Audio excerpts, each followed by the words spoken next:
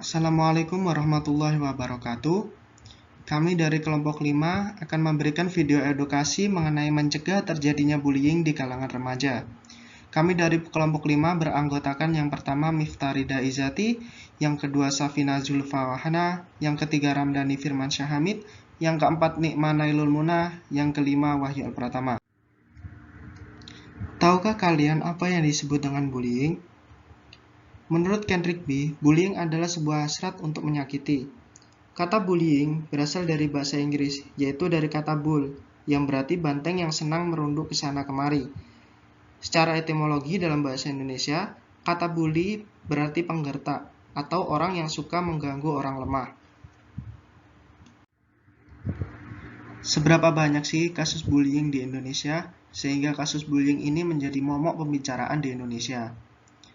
KPAI mencatat dalam kurun waktu 9 tahun terakhir, dari 2011 hingga 2019, ada kurang lebih 37.381 pengaduan kekerasan dan bullying terhadap anak. Untuk bullying baik di pendidikan maupun sosial media, angkanya mencapai 2.473 laporan, dan trennya, angka ini akan terus meningkat. Segala sesuatu pasti ada penyebab dan akibatnya. Apa sih penyebab dari bullying ini? Mari kita bahas. Yang pertama, yaitu mengenai pengaruh media sosial yang kurang tepat. Pada masa anak-anak dan remaja, penggunaan media sosial tentu harus dengan pengawasan orang tua. Karena di dalam media sosial banyak ditemukan hal, baik itu hal yang baik maupun hal yang buruk. Hal ini berkaitan dengan penyebab bullying yang kedua, yaitu kurangnya pengawasan dari orang tua. Remaja yang masih tumbuh beranjak dewasa tentunya masih perlu pengawasan dari orang tua. Pengawasan ini dalam berbagai hal, baik itu tingkah lakunya, baik itu teman-temannya, dan lain hal sebagainya. Kemudian, penyebab bullying yang ketiga, yaitu lingkungan keluarga yang sering melakukan kekerasan. Pengaruh kondisi lingkungan keluarga sangat berpengaruh terhadap psikologi dari remaja dan anak-anak. Karena anak remaja yang masih mencari jati diri dan mudah meniru kelakuan orang-orang di sekitarnya lebih mudah terpengaruh untuk melakukan hal yang sama. Kemudian yang keempat, yaitu ketidakpedulian antar sesama. Rasa ketidakpedulian ini menjadi faktor penyebab besar juga dalam kasus bullying. Teman-teman yang tidak peduli, orang tua yang tidak peduli, bahkan guru di sekolah yang tidak peduli akan menyebabkan dari kasus bullying ini. Korban akan merasa terus tertindas, bahkan bisa berakibat bunuh diri. Kemudian yang kelima yaitu fenomena geng dan ikut-ikutan teman. Fenomena geng memang sudah merajai dari zaman dahulu kala. Namun, saat ini fenomena ini banyak digunakan sebagai ajang menunjukkan kekuatan dan kekuasaan dari geng tersebut. Seberapa parahkah sih dampaknya sehingga mempengaruhi dari psikologi anak dan remaja? Bagi korban, tentunya bullying ini akan mengganggu dari kesehatan mental dan fisiknya. Bahkan, korban bisa hingga depresi, bahkan hingga bunuh diri. Korban juga akan mudah marah. Hal ini juga menjadi kenangan buruk dan susah dilupakan bagi korban. Korban akan selalu merasa tidak berguna dalam berbagai hal. Kemudian korban akan merasa rendah di tingkat kehadirannya dan rendah di prestasi akademiknya.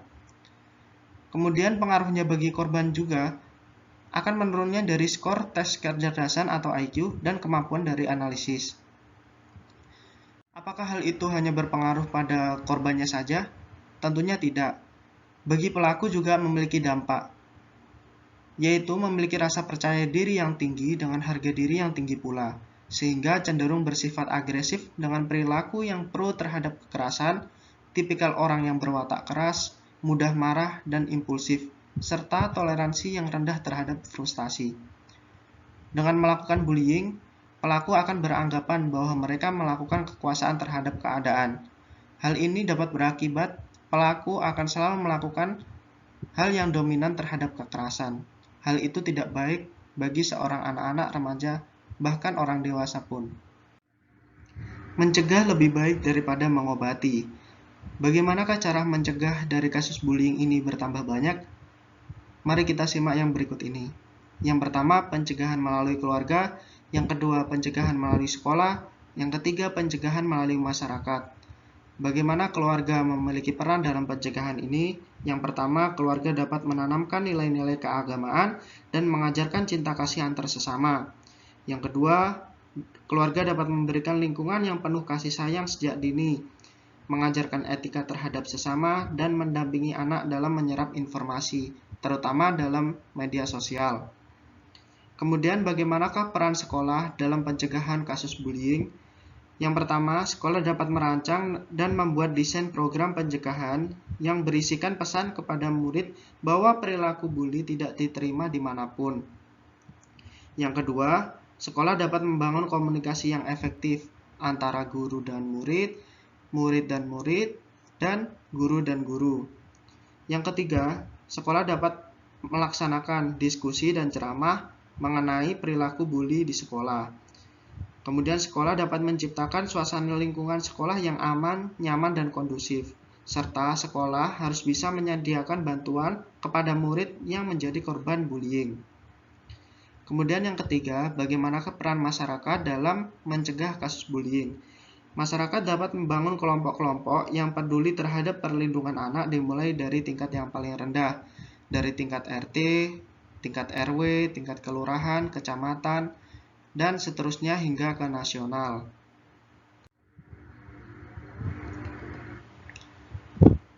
Tentunya kita juga harus melakukan penyembuhan dari korban bullying. Bagaimanakah penyembuhan dari korban bullying? Tentunya harus dilakukan penanganan menggunakan intervensi pemulihan sosial atau rehabilitasi. Apa sih yang dimaksud dengan rehabilitasi? Rehabilitasi merupakan proses intervensi yang memberikan gambaran yang jelas kepada pembuli bahwa tingkah laku bully merupakan tingkah laku yang tidak bisa dibiarkan. Pendekatan pemulihan dilakukan dengan mengintegrasikan kepada korban dan kepada pembuli atau pelaku dengan komunikasi yang efektif antar keduanya, serta pemahaman kepada kedua belah pihak. Ada beberapa prinsip yang harus digunakan. Yang pertama, mengharapkan yang terbaik dari orang lain. Yang kedua, bertanggung jawab terhadap tingkah laku dan menghargai perasaan orang lain. Yang ketiga, bertanggung jawab atas apa yang telah dilakukan. Dan yang keempat, peduli kepada orang lain. Marilah kawan-kawan, kita kurangi kasus bullying di Indonesia. Be a buddy, not a bully.